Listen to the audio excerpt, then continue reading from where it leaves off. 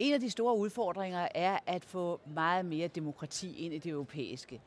Der har jeg i hvert fald og SF erkendt, at jo mere vi er med i det fælles, jo mere indflydelse har et lille land, Danmark, og jo bedre er det for demokratiet.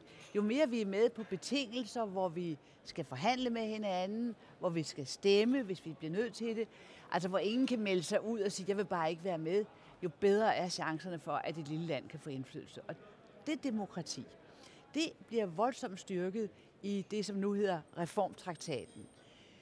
Den er ikke blevet hverken kønnere eller lettere at læse i forhold til den oprindelige forfatningstraktat.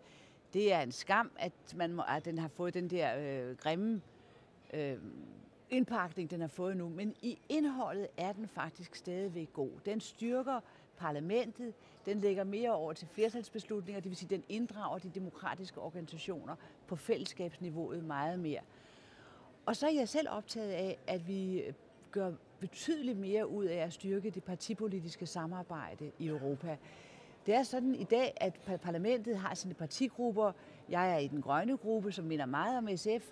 Der er en socialdemokratisk, en konservativ osv. Men disse grupper skulle meget gerne reflektere europæiske partier, som så er forankret også i nationale partier.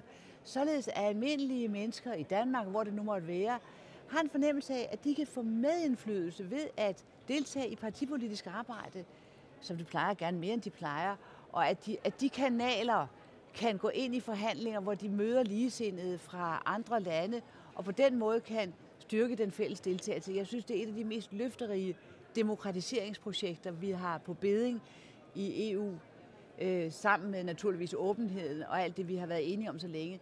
Så har man faktisk fokuseret alt for lidt på det, vi kan gøre selv i partierne, og det håber jeg meget, vi kan få udviklet meget mere.